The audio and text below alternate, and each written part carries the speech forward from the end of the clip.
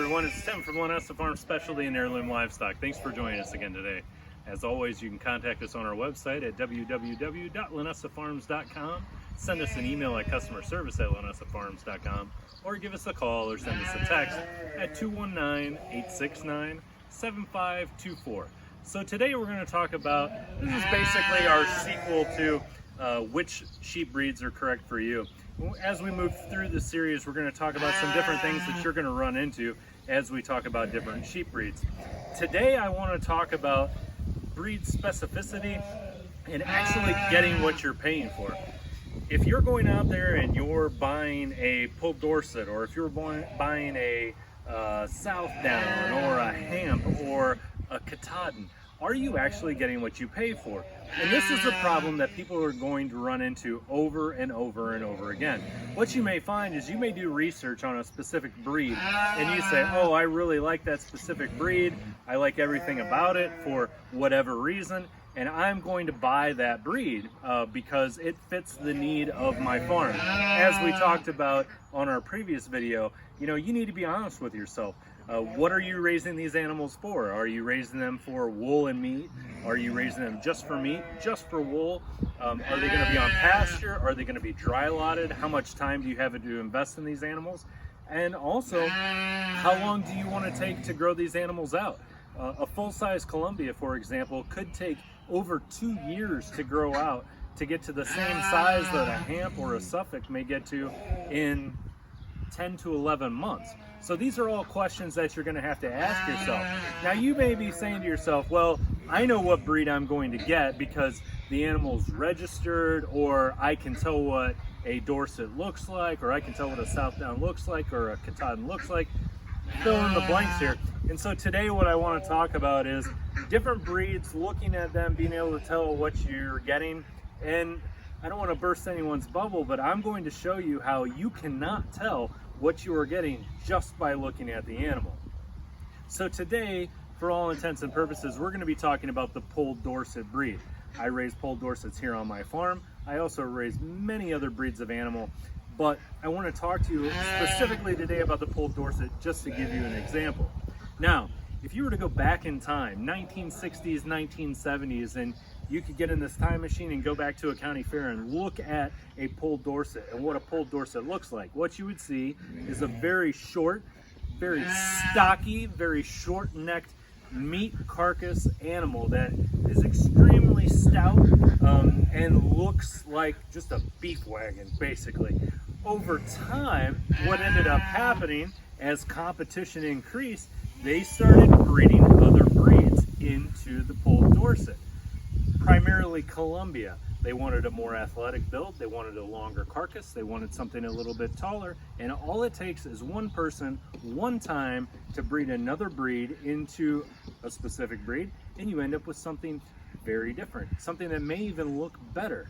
So once upon a time, late 1970s, early 1980s, we had an individual that decided, I'm going to breed a Columbia, which is a very long, very tall, white-faced, white-hoofed sheep, into a Poll Dorset. And I'm going to show that baby as a Poll Dorset. And they walked into the show ring and everyone looked at that animal and said, holy cow, this animal's huge. It's got the build of a Poll Dorset, but it's twice as long, twice as tall. That's an awesome animal. Nobody knew that this animal was bred into a Columbia. And so what do they want? Well, they want to breed off of that animal. They want babies that look like that. So two things happen. One, you incentivize people to figure out what the heck's going on and start to crossbreed and lie, essentially, to create animals that are better for the show ring. And also you have demand for that animal to breed out of. Now people are looking at that ewe or that ram and say, I want that as my sire, or I want that as my brood ewe. So this is how these problems happen, and it doesn't take long for these problems to get out of control. Here in the United States now, there are only a select number of breeders that you can actually get real traditional Poll Dorsets from.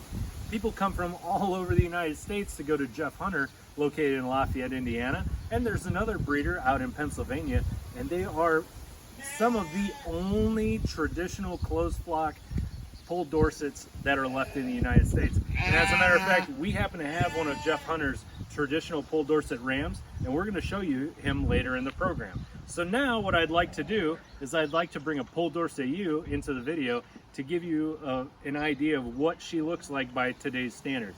So what we have here is a Poll Dorset ewe lamb. She was just born a few months ago, and she is superior for us for a brood ewe in many ways. She's not necessarily show quality, but she has everything that we would want to pass on to our other ewes and to our other rams. She's very wide. She has a very athletic neck.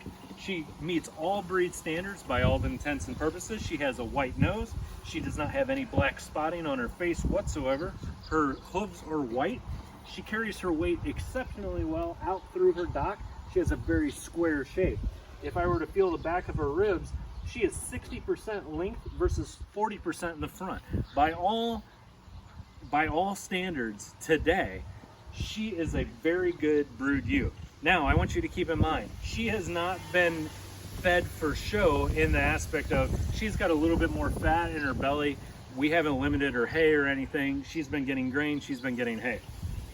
This looks like a Poll Dorset. If you look at her face, she's got a little bit of dirt in her nose, but essentially she meets all the standards to be registered as a Poll Dorset.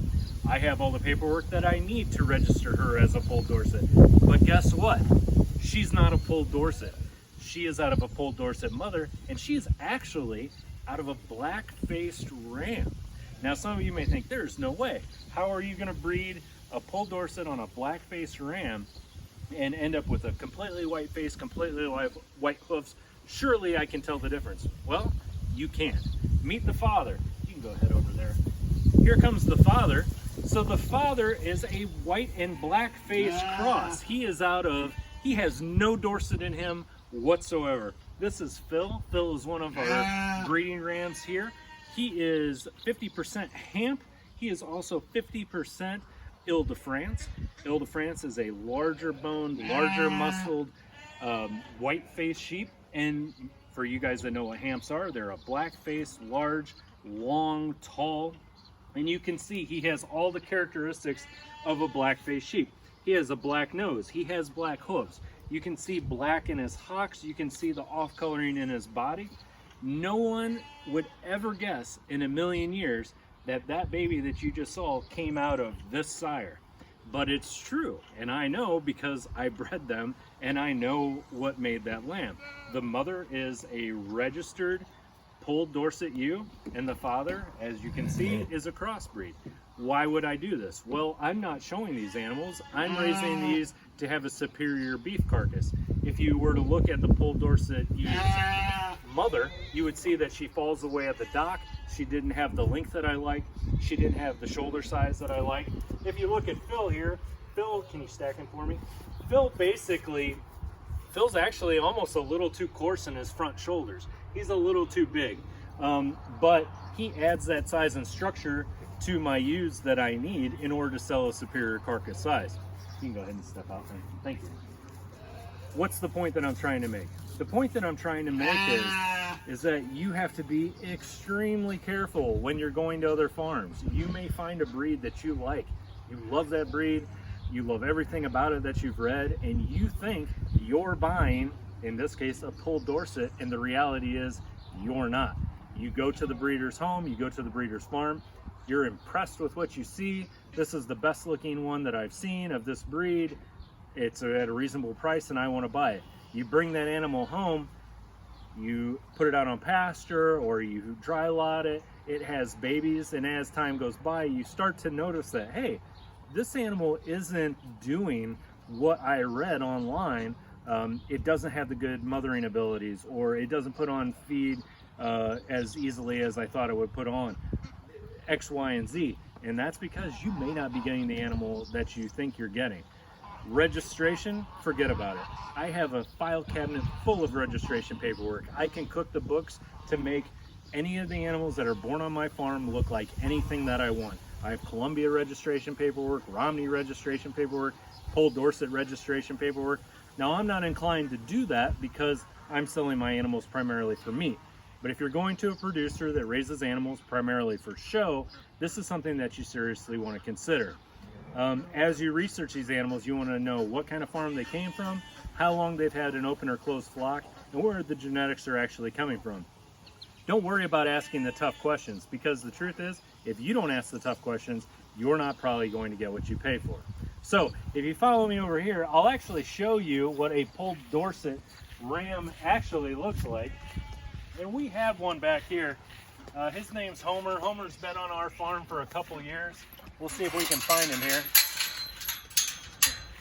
Come on in here with me. Here's one of our South Down rams. That's Fredo. Fredo is a registered South Down ram. Come on over here with me. And we will look at Homer. Homer's out of Hunter Farms, Jeff Hunter. Jeff Hunter is one of the last breeders of Poll Dorsets in the United States. He's had a closed flock. You would have to research his farm. I believe he's had a closed flock since the late 1980s. So when you look at Poll Dorsets, take a look at Homer, and this will give you a very good idea. Here he is. If you were to go back in time and look at a Poll Dorset, essentially this is what you would see. This is a very traditional Poll Dorset. He has a very wide muzzle.